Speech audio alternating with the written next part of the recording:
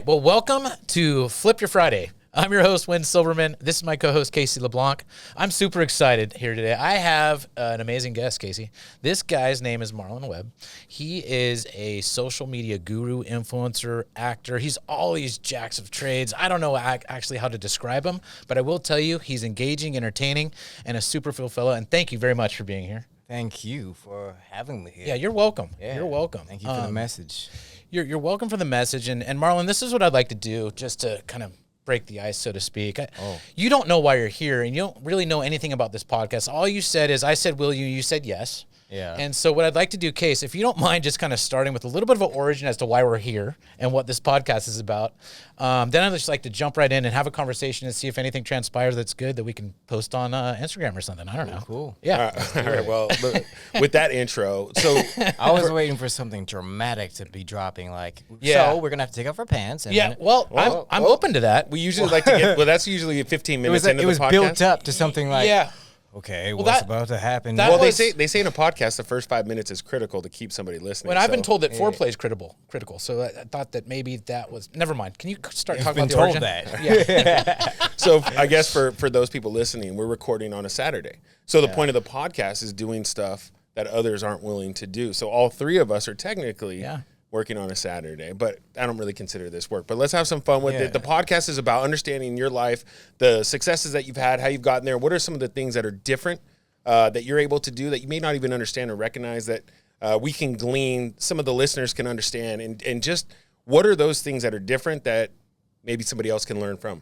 Yeah. So let's just jump in. So we know based on our brief meeting before we sat down that you came to LA in 2016. Yeah. And you come from Massachusetts. Tell me a little bit about that transition from hometown to LA, and then where you were. Again, I thought it was interesting. You said, I'm not an influencer, I'm an entertainer. I act, I do a lot of things. So I think Wynn is also curious, just like I am.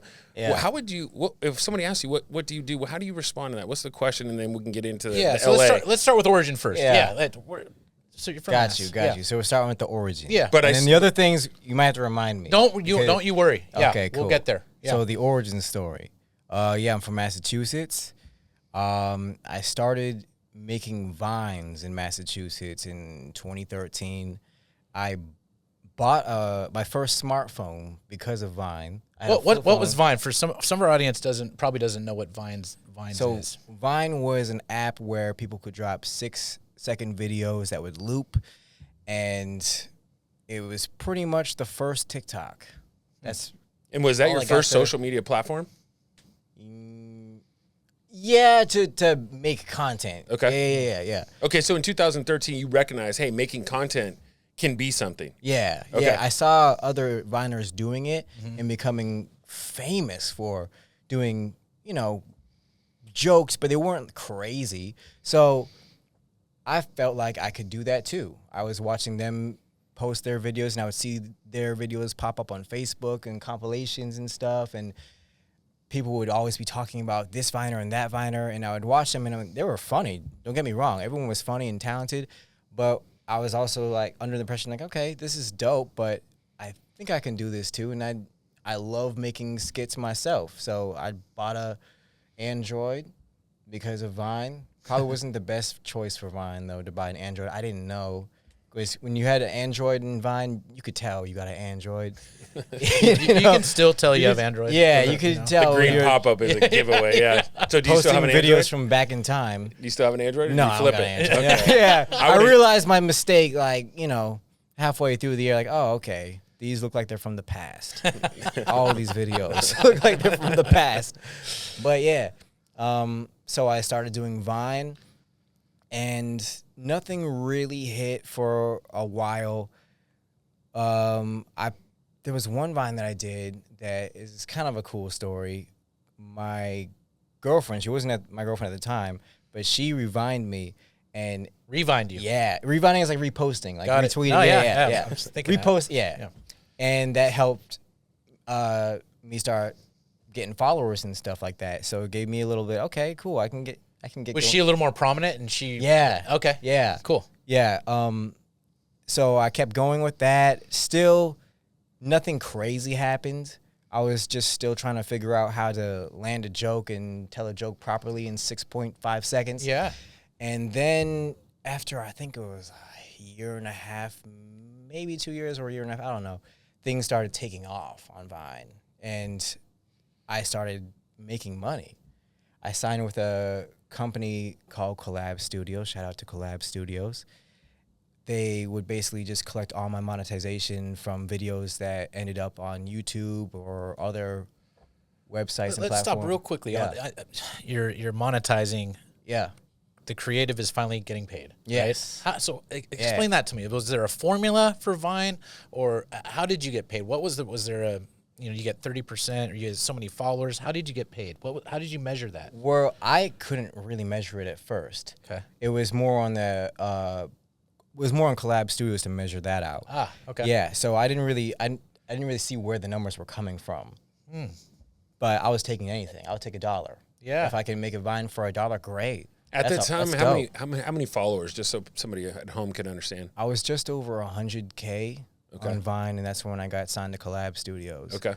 And yeah, they just started sending me checks once a month for videos that ended up other places, and they would collect the monetization from that and send it to me, and that was great. And after about a year of doing that, I was starting to make good money. And good money at the time was just more money than my job at the time. I remember I got a check for $4,000. I was like, "Oh shit! Is this legal?" Watch out for by the way, I'm having fun. Yeah. Yeah. I had no idea that check was out. I mean, they were slowly getting bigger, but when I got a $4,000 check, I was like, "Oh shit!" And what was your day job at the time? Was it? I was an ABA therapist. Okay. Yeah. Okay. Yes, I worked with children with autism. Wow, Great very cool. job. Yeah, awesome. But I started making more money on Vine than that after that paycheck, and I had to come to a choice. Do I keep working, or do I just put all my attention on Vine? So it was kind of a difficult choice just because, doing an ABA therapy job, it's more than just the money. You have like a person. There's a connection. Yeah, you work it's with health. It's healthcare. Well, you work with I have students that I work with one-on-one. So when I'm quitting the job, I'm not just saying to the office I'm out. I'm saying telling the family there's humans involved. and and the kids that I was working with, hey, I'm not coming back to work because I'm taking a job elsewhere. It's that was a little bit of a struggle. So I quit that job and I started focusing on Vine full time. After I started focusing on Vine full time, the numbers started going up, and then I had to come to another decision: do I stay in Massachusetts and do this, or do I go to LA to where everyone's at? Yeah. What was the thought process for wanting to go to LA? Was it just instinctual that, well, look, everybody who's an entertainer who's worth a shit has to be in LA to get to the next level? Was it instinctive, or did you study this, or what was the process for you thinking that you had to go to LA? What you just said, that was it. That was it. Yeah. Yeah, I mean, well, Massachusetts is not really people, at the time there wasn't people making content like that. You know, there was probably, I don't know, 3 other Viners in the state, and I knew them. Oh, wow. So it wasn't that hard, but it was a harder choice leaving my job than leaving Massachusetts. And when did Vine go out? Like, how does that work? Because if your whole career at that point is in Vine eventually goes away, right? Yeah. And so walk me through. Did you recognize that was going to happen? Had you already moved into another platform? Were you in LA by the time? Yeah, I was in LA by the time. Yeah, Okay. I was in LA. Now you're in LA. Yeah, I was in LA in 2016. Vine was still alive, and I was still making some Vines, but I also, working with more influencers out in LA, you hear the scoop on things. You know what I mean? So I knew Vine was dying well in advance. So I was already making my transitions onto Instagram and trying to make more YouTube videos and whatnot, preparing myself financially and also just strategizing, all right, this is what I'm going to do when Vine dies, way before it actually died. Can you tell us how many followers you have on Instagram, YouTube, and if there are any other platforms? Or how collectively, when you create content, how many people are seeing it typically? And again, that's maybe a different question, but Yeah. how many, we talked about that, but how many followers do you have right now? I got 1.3 million on Instagram. I have 2 million on TikTok, and I have over 500K on YouTube. And I had a Facebook page with over 1 million, but I ended up selling that page because you can do that too. Wow. And I'm gonna start over. So follow me on Facebook. I'm brand new. So when you sell, that is brand I've new. never actually heard of that. fascinating. I think I've got 14 followers, There's, 14 friends. well, 12 I friends. think I still got to follow up with them because I still have a page. I think the page just posts those viral videos of how to or crazy footage of a car accident. yeah. Videos like that you'll see on Facebook. We can dig into that too at some point. I want to keep going with our flow, but the thing is, I mean, look, there's even AI for some of these celebrity pages, right? So it's not even it's AI, and AI has learned how to act like you, and that's what it is. Yeah. It's fascinating, but let's not go there yet, because now you've made a good decision implicitly because you already have your ear on the ground, and you've already earned the collective wisdom of the social media influencers in LA that told you that Vines was going down. So you've prepared yourself. Now you've transitioned to Instagram. Now where are we? Because you're making good money at it. Are you making even more money than you were in Massachusetts at this point with Vines and all that? Or? Yeah, well, at the time I'm still getting paid for Vines that are still out there. And was it steadily increasing? Yeah, yeah. So after Vine died, Vines didn't go away on YouTube and other platforms. They were still there. People making compilation videos still, and I still get money for Vines to this day. Wow. Residuals. But that was just still increasing, and then I started doing more sponsor videos on Instagram and stuff like that. So money's increasing, and I got all the time in the world to shoot stuff. I'm in LA. I'm around people that I want to work with. It was dope. The only thing I would say that wasn't dope about it is, for the first time in my life, not having a job.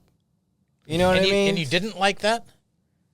I do. I love it. It's great, but you gotta You're kind of learn how to manage that. I was wild. I was like, I didn't have any real structure. You know what I'm saying? Yeah. Because when you're an entrepreneur, or you have no job, you just work for yourself, you have to get yourself up in the morning, and you have to make the phone calls, and you have to set your appointments and all that. And all your life, you've been told what to do, in a way. Exactly. Yeah. All my life, I've been told what to do. Well, so I'm curious on. We've talked about the entrepreneur side, but it's also different when you're a creative and an entrepreneur, because you had mentioned to me that you're your own manager, your own business development, your own creative. So how do you manage all of that? So now that you have all these platforms, are you creating different content for different platforms, or how are you getting sponsorship deals? Walk us through the. I'm still trying to walk myself through it. Yeah, exactly. Because I'm doing that right now, and I don't really have a structure. I just do shit. I just check my email in the morning. Yeah, but you consistently go viral, for example, right? I mean, there's things. Are there maybe four? I wouldn't say but are there four pivotal moments in your social influencing career where you went, that hit? Yeah. Give me an example. Was there one like a? No, there was a few. Okay. There was a few. Give an example. Give me a sense of what that means. So I did a video for Facebook, because we were also transitioning onto Facebook at the time too, because we weren't sure if Instagram was going to hit either. So people were making Facebook videos, just regular Facebook 15-second videos on there. And I made a video called Band of the Bold, weak title, but I couldn't think of anything at the time. Like, I was thinking of a title right before I posted. I'm like, what should I call this? Band of the Bold? Yeah, they're not going to read that title. Who cares? It was just a video of me and two of my friends running around West Hollywood in weird outfits. And we had a strange running style where we, kick our knees and elbows up at the same time and just try to look as ridiculous as we can. Somehow that video hit and got, I think, 40 million views on my page. Wow. But then other big pages picked it up and it got hundreds of millions of views. I don't know how, but it just did. And that one hit. So we did 5 of those. Now, was that the dance? Was there a running back in the NFL that mirrored a dance of yours, or am I just making that? Yeah, shit up? yeah. I think you sent me that video. Yeah. What was it? Mike Davis? Mike Davis. There was a Yeah, running back. he scored a touchdown. I mean, he did so now you have NFL players mimicking your dance. That's got to feel just a little different. It's weird. It's weird because, you know, I'm coming from a entertainment background. I've never been famous, you know, and I also saw that show up on Fortnite. There was a whole thing there with Fortnite, and it was in the game where like people were sending me clips of it, like, "Yo, Marlon, that's your thing. It's in the game." Yeah, That's awesome. And I'm like, "Oh, that's cool." do you get recognized in LA? Yeah, sometimes. Yeah. Okay. Is that weird? Is that odd, or do you like it? No, well, I was definitely awkward about it at first. I was so awkward. It was just because I didn't know how to handle it. There's one time, and I'm not an A-list celebrity by any means, right? But there was one time where a girl, probably a high school girl, just freaked out, and she like started crying and stuff, and I'm like, I didn't do it. what did I? Yeah. first I'm looking around like, do people see this? Am I good right now? Yeah. I'm in the mall, so like I'm I'm safe, but I didn't know how to react. Like, what do I do? Do you want me to make you laugh? Like, say a joke? I don't know. Dance. Yeah, it's like It's like that awkward hug. Or, yeah. You okay? I didn't really know how to react, and I would have like little moments like that where I'm just not good at being a famous person. Yeah. You know? So, but in LA, it's a little bit easier because people don't really care about you as much. Yeah. There's Everybody's doing their own thing. Yeah, everyone's doing their own thing, and there's other celebrities to Yeah. look at. But then even with them, like people see celebrities in LA, it's like, cool. Right. For the most part, like I got my own thing going on, Well, whatever. And here's what's fascinating. We talked a little bit at lunch about this. So look, you've already said right now that you're not an entertainer. You've said that, and then we talked about, you know, well, what is a social media influencer? Well, what is not an an active influencer. I didn't. Yeah, I didn't. I said I wasn't. Yeah. I don't consider myself a social media I'm sorry. influencer. I'm Yeah, sorry, entertainer yeah. for sure. Like, Right. yeah. And I mean, this might be a little bit egotistical to say I'm not a social media influencer, even though I know I am. I know I am. But I think there's a different take on it with me, just because I don't do the traditional social media thing where I follow trends or post social media styled videos. Let me ask you a question really quick, because it goes to that point. Do you feel like when you're creating, I'm super curious about this, is what goes into it when you look at how many people are following you? Is it easier when you have less followers or more followers, or how does that creative side work of what message, or is it just completely fucking random? Yeah, it's completely random. Is it? But that's a good question, though, because there was one point where I was starting to think, as I was starting to get a lot of followers, like, all right, I have to Perform. kind of It almost like you get in perform. your head, Well, right? it's like Yeah. Chappelle, right? He kind of freaked out when he got his first multi-million-dollar contract, right? Just Yeah. stopped, right? Yeah. 'Cause I he can't be felt myself. forced to being And him. so you did feel that. Yeah. To some degree, Yeah, okay. to some degree I did. And I also felt like I had to like change some of my content to be a little bit more acceptable to the masses, and just try to walk on the line and keep my career going as professionally as possible, you know? And that's bullshit. Yeah. So no, staying down that vibe, That's because bullshit. I think it's interesting. So how long did it take you to recognize it, and what'd you do to? How did you fight through it? Yeah, how'd you fight that's through a that? true an issue. I mean, that's an issue of identity where you've generated success for your job? becoming- That's like breaking You've tearing lost your your ACL identity. Yeah. as a running Yeah. back. It is. It is. How did You've you lost fight your through that? identity as Yeah. running. Literally, I mean, you get to a point where if you start making videos for your audience, and this is not for all influencers, obviously, but when you start making videos for your audience and you start changing who you are to be accepted for large groups of people, whatever, you're gonna get depressed. You're gonna get real depressed. And sometimes, I mean, obviously depression is not good, but sometimes it can be when it decides to change your mind about you and yourself, and that's pretty much what happened there. So do you actually felt depressed? Yeah, Really? yeah, I got real depressed. How long did that last? And I'm happy because it's kind of a funny thing to talk about with a smiling face. Yeah, I got depressed. Because it was also a time where it kind of gave me a clearer mind to just change my ways of doing things. Would you know what I mean? categorize this as a moment of adversity? Yeah. Right? It wasn't finding the Major. words, but yeah. Well, so I think it's interesting, right? Because I think a lot of people see social media and they're like, everything is perfect, everything. And so it's interesting to talk to someone who's a social media influencer. Yeah. And they're actually feeling internally not perfect. And I think people can, when they hear that, will be moved, right? Because everything looks so perfect. The pictures, the filters, the videos edited. It looks like the best thing ever. It's the best thing ever. Yeah. But then actually people that have these million, and a lot of people think, oh, I want 1 million followers, or I want 2 million followers. And once you got to that 2 million, it actually started to Become a prisoner influence. in a way. Yeah. That's And really like, you're letting your followers dictate who you are and what you're going to put out. And, you're and also, by the way, you have opinions on your comments of You got- whether it was good or bad. This sucks. I mean, yeah, that's they're gotta, giving you like critiques and stuff. And So what do you do? Like, okay, so how long does that last? Just get ballpark. what part? That part where you feel depressed and you're having that identity crisis. With Yeah. what do I post? Do I do it for the followers or Got you. to mainstream? How Got you. long? Just to give us an idea.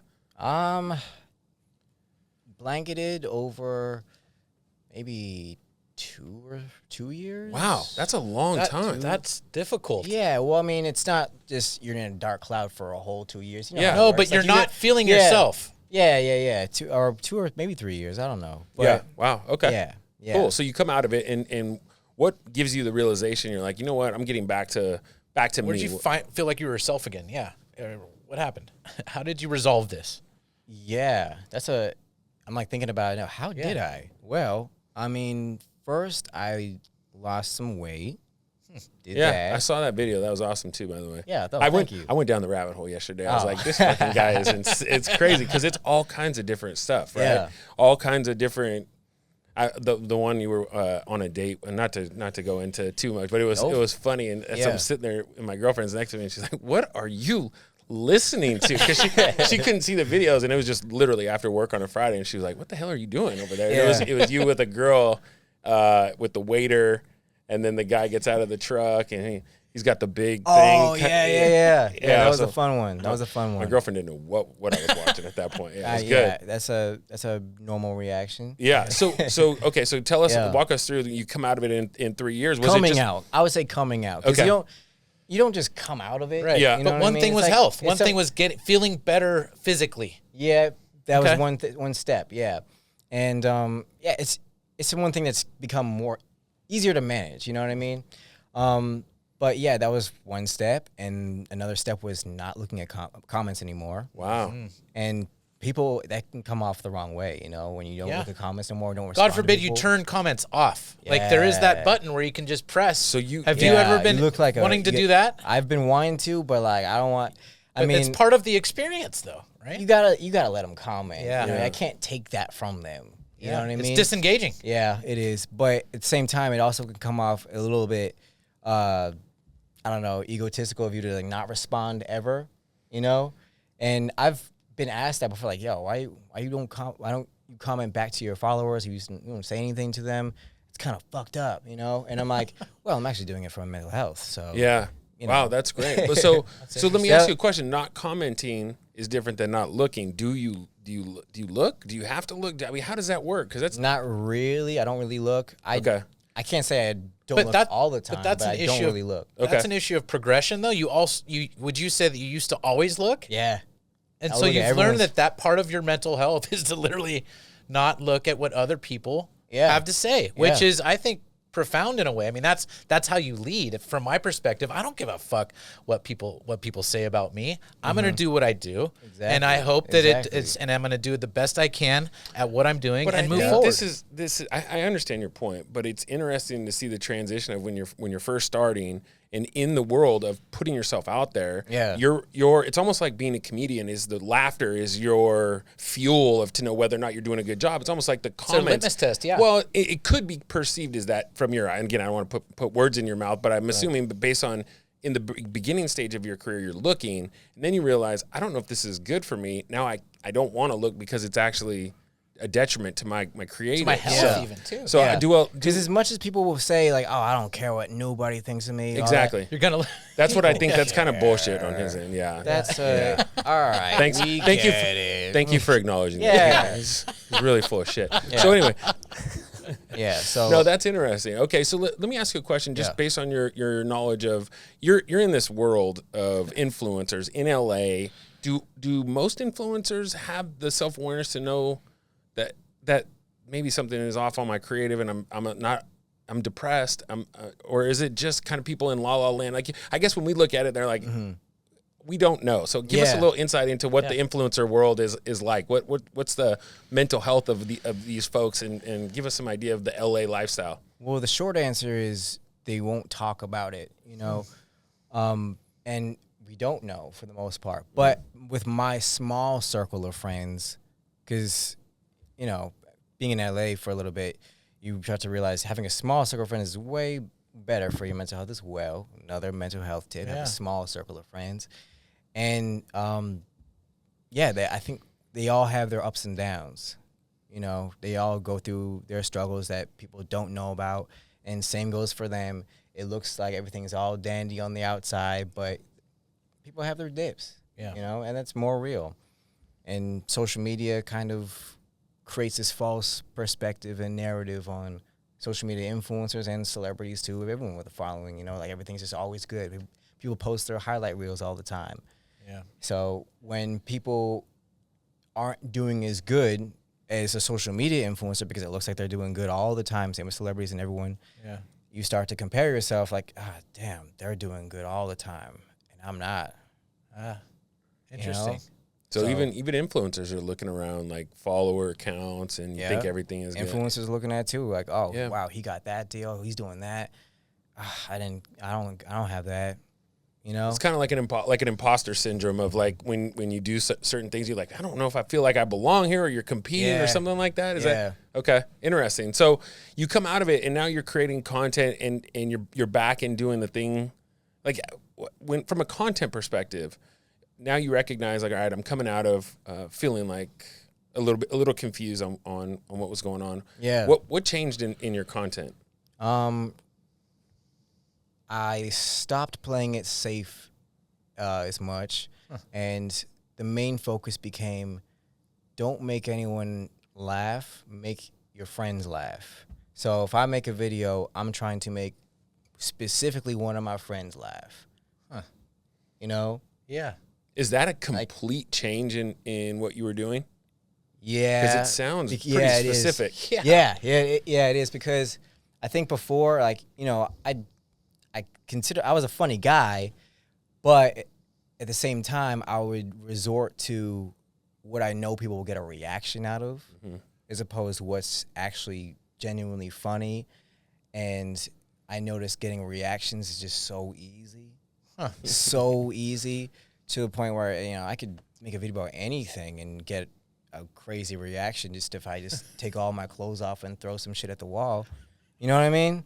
That's too easy. Yeah. But when you stop thinking about the reaction that you're gonna get and start thinking about, you and your group of friends, like, what do you guys laugh about? What do you find funny? And that's you. Now that's do you have a personal definition of humor? Like, how would you define humor? You can't really. I mean, it's whatever makes you laugh. It's an opinionated thing. Yeah. Yeah. There's no it's subjective. Yeah. Which is another conversation in itself when people try to tell somebody they can't make a joke about this and that. It's like, yo, funny is an opinion. Sorry, Funny is an opinion. Funny is an opinion. Like, whether you like it or not. Like, obviously, there's some jokes that were like, okay, that's probably too far. But at the same time, it's still an opinion. So that's a great point. So let's talk a little bit about where the world is today. Yeah. And how content and this idea of making people laugh, but also appealing to the masses and where, social media, it's dangerous out there. It's the wild, wild west, and everybody can see everything at all times. So how do you look at that? How do you look at the world right now in social media when you create content and because you do push envelopes a little bit, and you're trying to make people laugh, and I think people it's hyperbolic right now. They have an opinion about everything, and if you if you say one wrong thing, they're going to jump on you for it. So how do you think about that? Well, first, I guess I don't. Yeah. As silly as that sounds, I mean, my decision thinking about that is, all right, I'm not going to think about this. Yes. And I know where my heart's at. I know where my mind's at. I know I'm not a bad person, and I know I'm not trying to hurt nobody's feelings. So at the end of the day, if I make a joke that offends somebody, I didn't make that joke to offend you. You got offended by that joke. And people are going to get offended by jokes. That's okay. And people, for some reason, don't think that's okay. That's the role of a comedian. There's been jokes that I've been offended by too, but that's okay. It's normal to be offended by things. Like, I feel like Twitter and just the world in itself right now is trying to tell comedians, like, you can't do this because nobody's allowed to be offended. You can't have that emotion Boundaries. What do you mean? Yeah, right. Yeah. It's a crazy world right now. You're absolutely right. Everyone can be offended. That's okay, though. They need to learn that it's okay. Yeah. Yeah, I mean, even with someone getting attacked on stage, right? I mean, that is just insane. They've crossed a barrier it never happened before, right? Yeah. I mean, I'm interested. I'm curious to see what your perspective, like with the Chappelle stuff, right? With the transgender community trying to come after him on that. What was your take on that? Because I would assume as an artist and as a comedian, that rubbed you a certain way. Like you were probably were you concerned about the reaction that he grabbed from that? Well, I wasn't concerned about Dave because we all know Dave's gonna be fine. Right. You know what I mean? Right. Dave's gonna be fine. Real visceral perspective, you as an artist. Yeah. You know? Well, yeah, I was definitely curious of how that was gonna go down and what was going to happen after that. Yeah. What if there was gonna be limits? Yeah, is there gonna be limitations and whatnot? And Doesn't it also show you, like, if Dave Chappelle can get attacked, the biggest of the big, and he wants to be risque, and then he's attacked on social media, he's attacked on stage, you know what I mean? Like that. But does that become like nerve-wracking to you as a comedian? Not. It can't be if you want to survive as a comedian.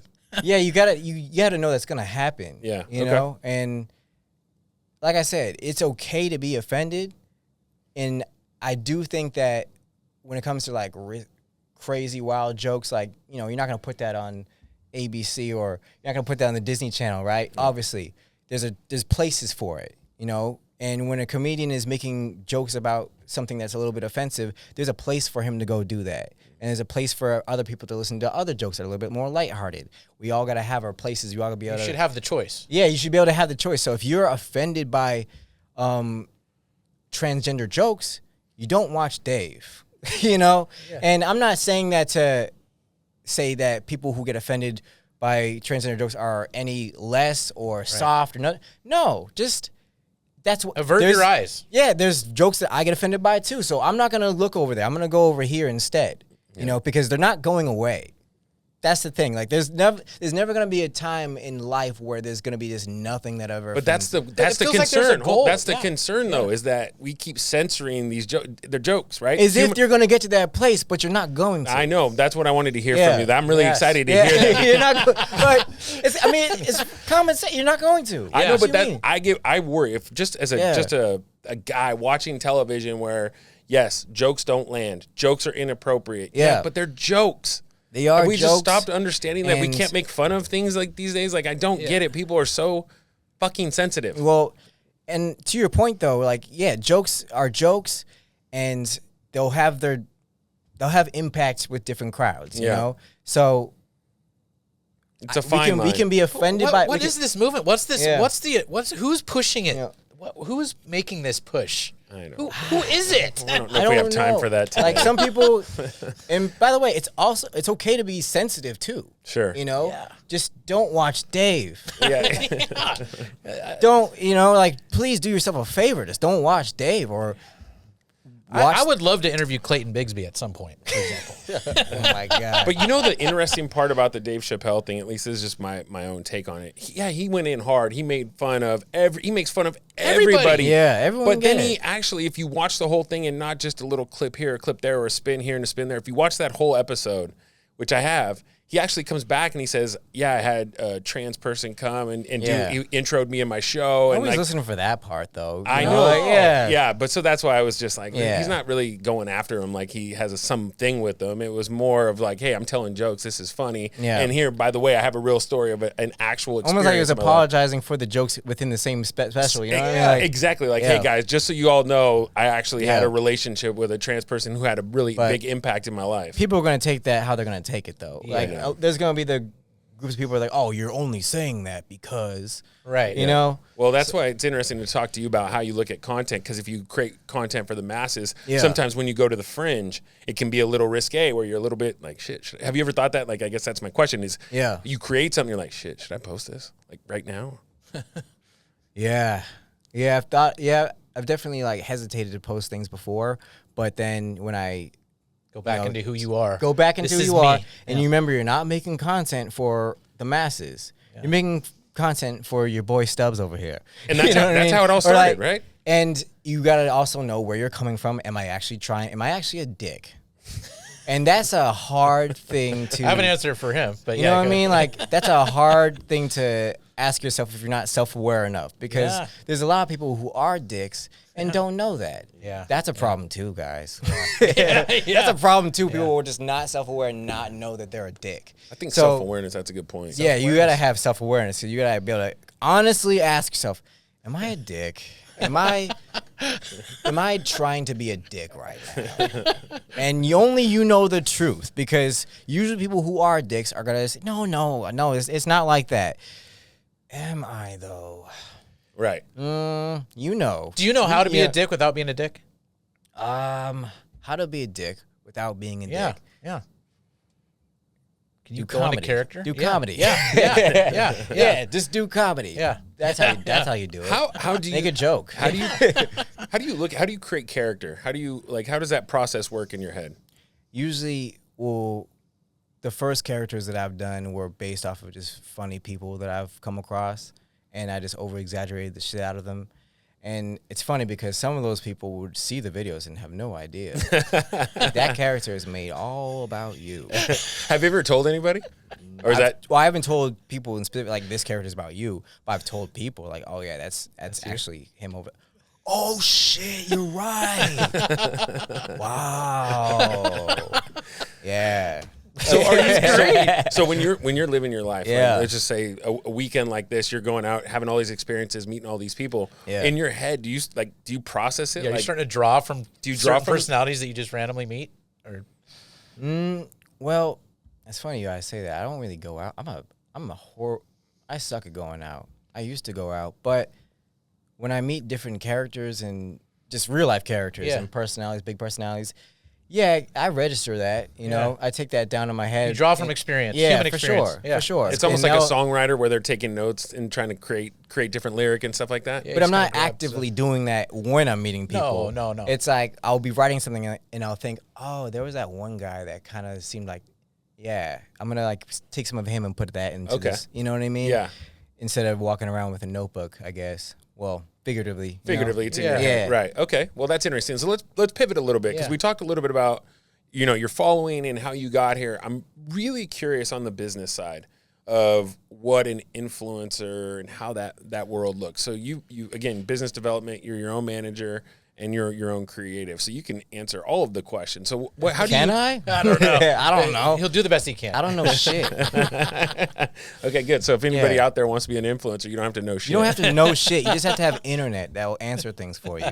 That's it. Yeah. Nobody has to know anything ever. For some, okay, maybe the answer or the question is if for somebody starting out that wants a following, right? Whether they can monetize it or they're interested in trying to be an influencer. Tell us some quick tips and tricks that you could give somebody to get a following. Fuck. Now,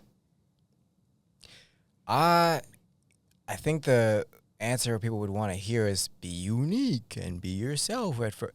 But I feel like to start off, you kind of have to jump on some trends and go viral in a trend, or you do something so outrageous in left field that has to get attention. So there has to be a spark to grab some eyes. Then you can be yourself. I feel, that's what I think. Okay. I think because the influencers that I've seen pop up, they had one thing that just like took off. That's really, really different, you know, as opposed to people who just, you know, be themselves.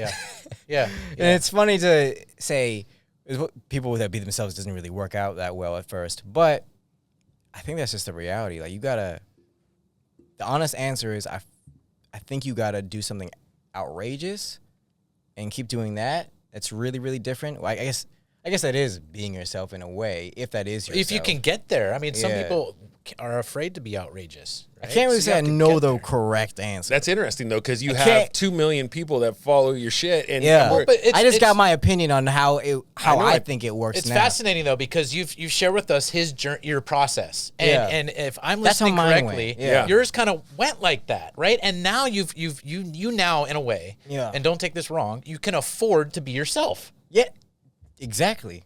I mean, and that's fascinating. Exactly.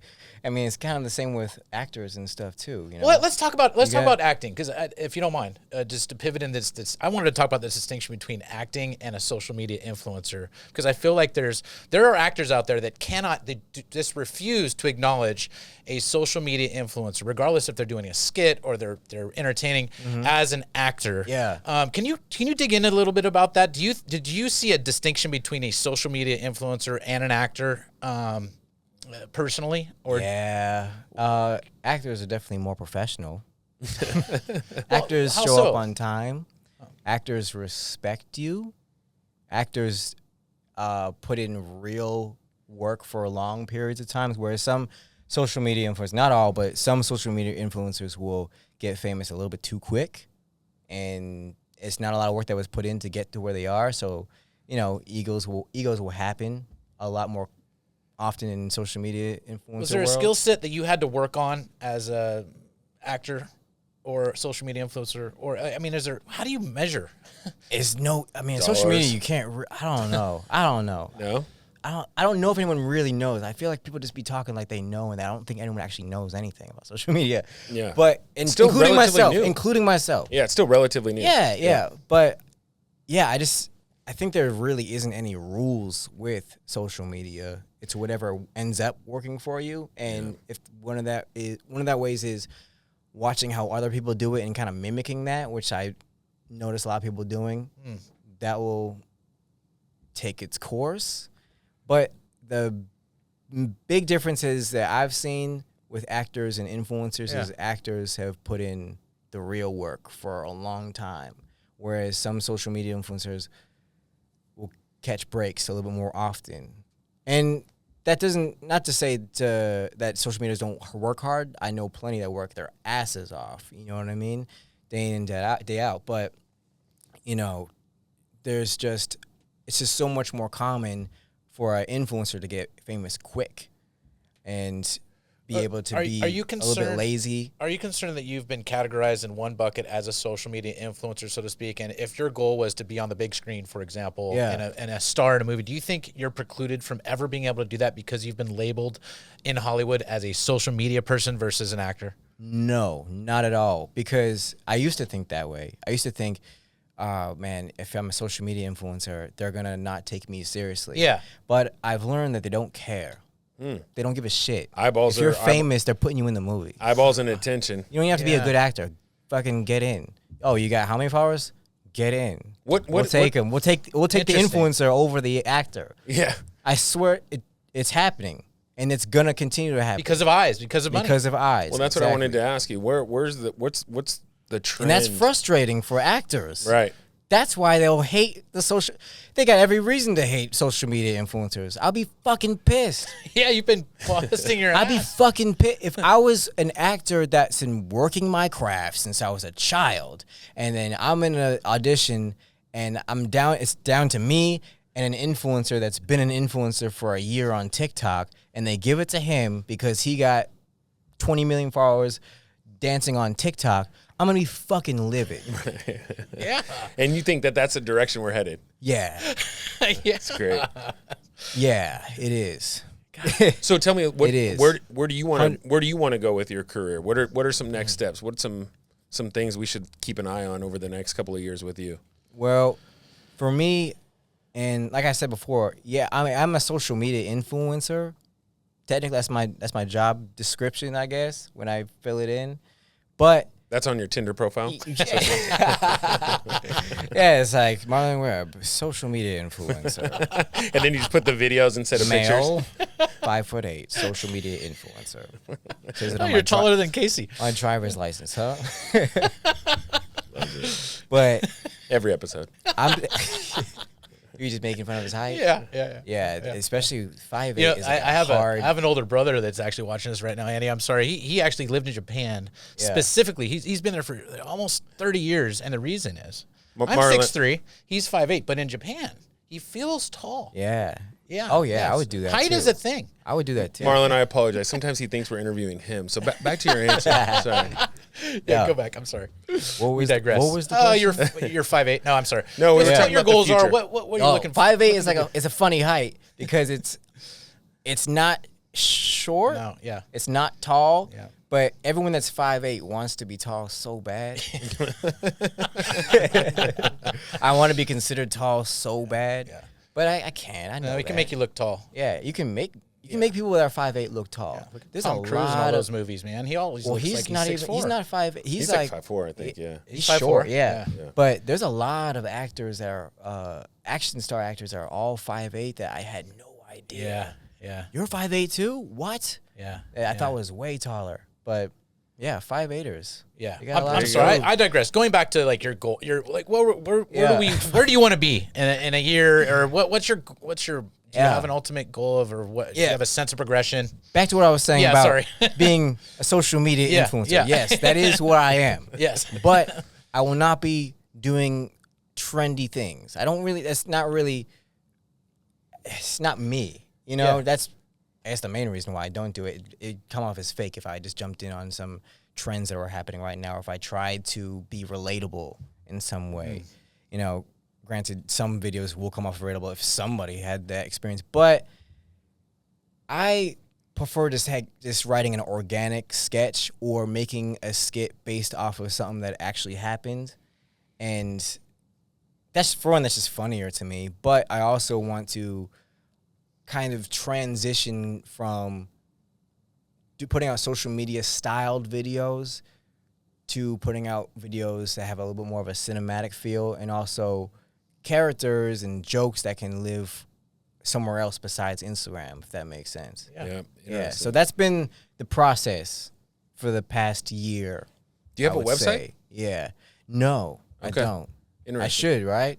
You would think so, where you can archive stuff and again, you create a saleable asset. I just have a Vimeo and places like that to archive content. But I have been talking about apps and websites with a few different people that Just because then again, you're beholden to the Instagram, to the platforms, where if you can drive stuff back to Right. something that you control and own. you're in a position where you can become your own and drive that own force. Right. Where you're not limited to one But platform. I think the goal right now is to be taken seriously as an actor, as a writer, as a short film maker, filmmaker.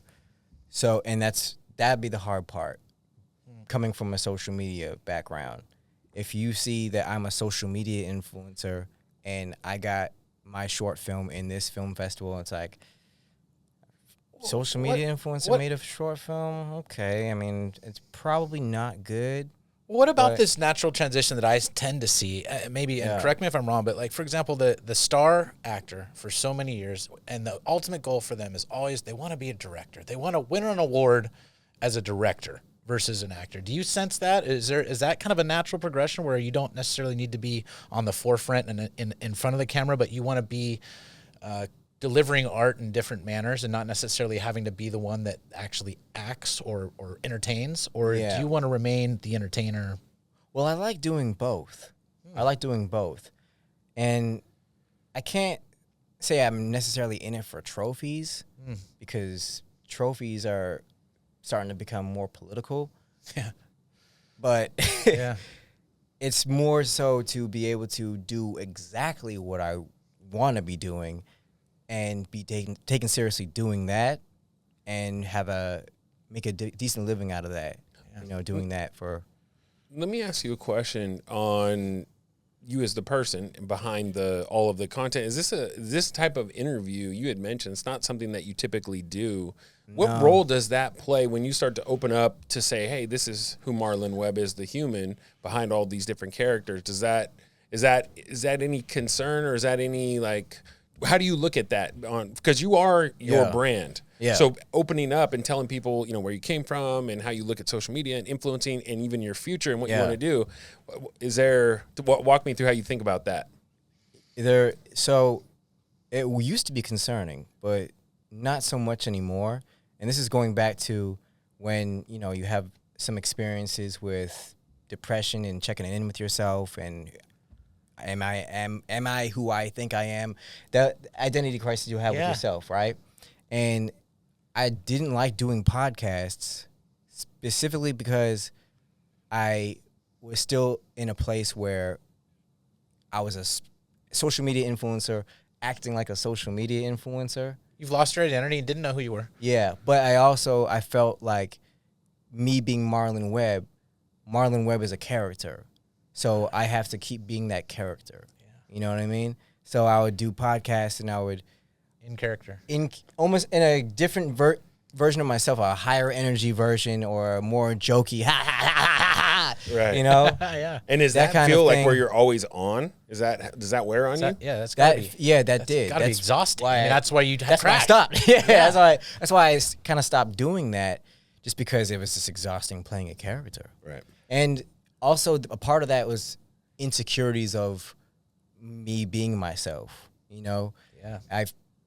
Sometimes I used to feel like if I just be myself completely, people might not like that, because I'm not high energy. I'm not always telling jokes. I'm kind of just a pretty regular person, Well, it's fascinating. Go ahead. Sorry. Yeah, no, I'm a pretty regular person. And then one of the most common things people would say to me when they would meet me in public or recognize me in public and take a picture, would be like, hey, you're not like how you are in the videos. Yeah.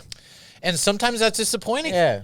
I was like, what did you want? I mean, we still got time. You want me to dance? Well, it was funny. I was with Marquette King at the NFL draft this year. Yeah.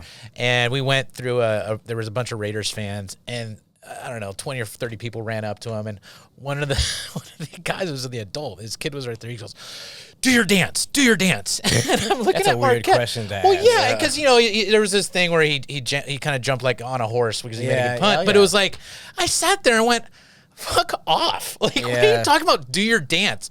But from this goes back to the role of social media as it relates to mental health. I would say it's interesting. Marquette, as an example, he is naturally introverted, quite frankly. He is a natural introvert, and yet on his social media platforms, everybody sees him and assumes he's extroverted. Yeah. And so sometimes when they would meet him in person, they go, well, why won't you dance? Wait, hold on. You mean somebody's different on social media than in real life? Yeah. Could you imagine that? Whoa. Can you imagine that? Mr. Northwestern coming in and that disrupts their mental health. It disrupts their mental health. It's a problem. What a great insight. Gee. And we've come with a solution here. The solution to this is... Thank you, Tony. Yes, thank you. The solution is be yourself. The solution is be yourself. Be true. When you just be yourself, you can't really go wrong. No. Well, I can, but yes, most people can't. You can't really go wrong. But that's the thing, you can. So that's why you can't. Yes, that's you know what I mean? Yeah. But I think like the takeaway, or one of the big takeaways for me at least, was seeing that social media, not everything is perfect for everybody, and then coming out of it is actually being yourself made you happy. Yes. Right? Yeah. Is getting comfortable with yourself and then being yourself even on an influencer level really created some real happiness where now you can open up, talk about yourself as like a real human so people can understand who the real, who the you is, right? Yeah. Like you feel more comfortable. Yeah. Yeah. You live a different life. Is there have you seen that translate into your life? Do you feel different? Like, because again, this is your job, but it's also a life that you want to live outside of, just the social media stuff. Do you feel, you're in the direction that you want to be in? Yeah. With it? Okay. Definitely. Just being more comfortable with myself and taking risks and just trying to be unapologetically myself, and just whatever character that I actually want to be, I could be that character. Yeah. Because at the end of the day, we're all characters. Like, all the world's a stage. Yeah, we're all characters, and each one of us this is the character that we chose, because this character is ourselves. Yeah. That is super interesting. Yeah. Actually, it's true, right? If You, you like, you got an avatar and you dress it how you want to dress it, and you tell it to make the moves that you want to make. we really are all characters. We're just all characters. That's it. Yeah. In a different world, I could know what you know, and you could know what I know. It's just characters making decisions. Yeah. That's it. It's just characters That's making all decisions. it I like is. that a lot. Yeah. And then we're just here in buildings and making stuff and doing things. Starting to go philosophical. Getting money. Yeah. Yes. Well, I mean, It kind of is. Case, You I know you unwrap didn't, it a I know little you didn't know bit. this, but I just quoted Shakespeare. All the world's a stage, and we are merely players. That's Shakespeare. You were supposed to read that at Bellarmine. We're getting back to you again, huh? Yeah, I'm sorry. Okay. it's okay. Cool. Well, Yeah. look, we really appreciate you coming down. This has Yeah. been a really fun hour. It's already over? Yeah. Wow. Yeah. It's Quick. already, literally already been an hour. That was an hour. That was so short. Good. Life was is so short. short. Life is short. But this is where I get to take a moment and step into a podcast character. First of all, I'd like to thank you for being here. Yeah. And to our audience, look, Yeah. we're on every platform, Marlon. We're Nice. on YouTube. We're on Instagram. We're on all the things that you need to be on to have a career. We're also trying to create a career. And so, audience, listen, continue to DM us questions, response. We love engagement. It's been really good. But again, thank you for being here. Thank you. Download, like Thank us, you. do all that stuff. And in the meantime, let's have a good dinner tonight. And you can take whatever character you want to dinner tonight. We grant you that artistic license, but Nice, please be yourself, have fun. And Yeah, but looking forward to it. follow Marlon Webb on Instagram, YouTube, and Vine. No, I'm kidding. It's Pretty much TikTok. TikTok. Yeah, TikTok's Same the deal. thing. Same Okay. thing. Yeah. Yeah, Awesome. follow him. Leave Yeah. comments because I really want to make sure he's really not Yeah, looking. and And I'm gonna follow up with him on Yeah. that. I'm gonna follow you and I'm gonna leave comments every single time. Just like quiz me, just randomly. Yeah, we're gonna Hey, test. did We're you gonna remember test what your color mental the- health. That's right. But Like- thank you very much. And this thank you. audience, this wraps it up for another Flip Your Friday, and deeply appreciate it. Thank you guys. Thank you. This is fun. Awesome. Good combo. Awesome. That's a wrap. All right.